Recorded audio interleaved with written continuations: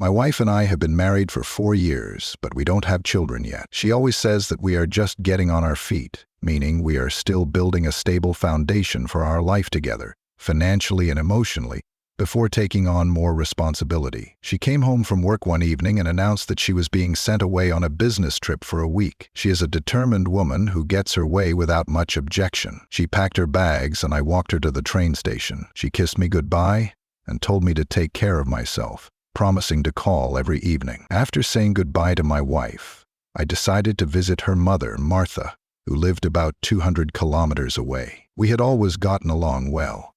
Martha, as I said, is pleasant company for me.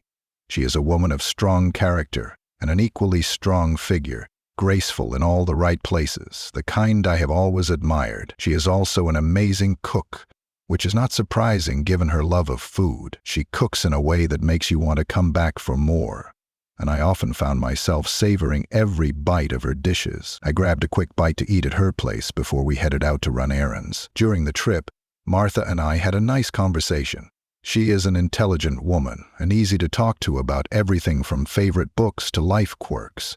At one point she had to go to the bathroom, so I pulled over near the woods. As she got out of the car, I happened to glance in the rearview mirror and found myself admiring her figure. My thoughts wandered, and I felt guilty, but I couldn't help it. The dress accentuated her figure gracefully, drawing attention to her figure but not catching my eye. When Martha returned to the car, she gave me a knowing smile.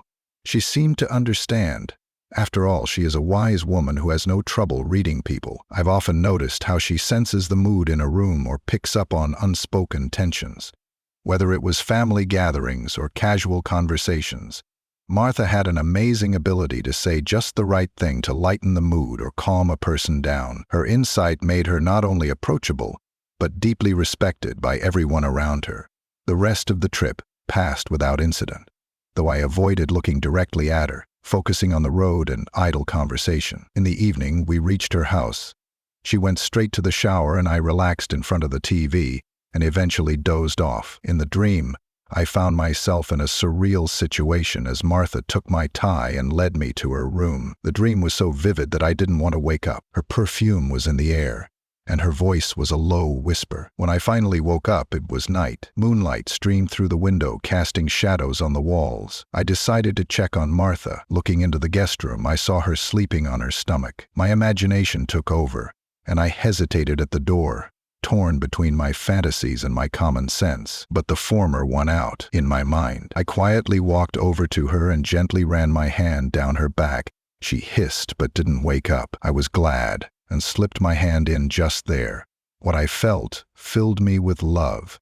She woke up and whispered, "What are you doing, Andrew?" "Look at me, Danger," I said, frowning. "Look at me, we both have danger." "Martha," I replied, "I'm giving you back what you've given me all these past years." She sighed, but didn't resist. "It's not what I wanted," she muttered, but her eyes said otherwise. "What will your wife say?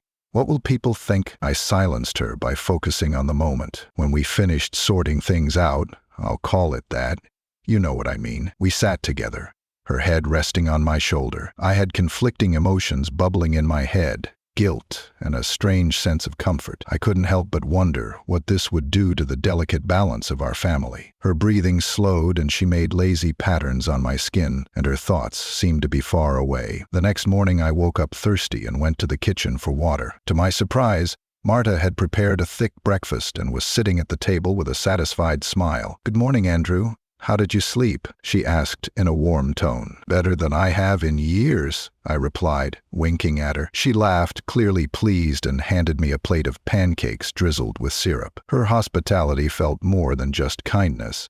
It was a tacit acknowledgement of what we now had in common. "It's going to be a wonderful week," she said, eyes sparkling. She poured herself another cup of coffee and leaned back in her chair, looking completely at ease. I didn't bother to argue. After all, some secrets are better kept between those who share them. But even thinking about it, I couldn't escape the feeling that such a fragile truth would eventually demand a reckoning. Martha's words stayed in my head, their implications both exciting and dangerous. The days ahead promised to be filled with moments we would both carry in silence, a shared secret neither of us would ever forget.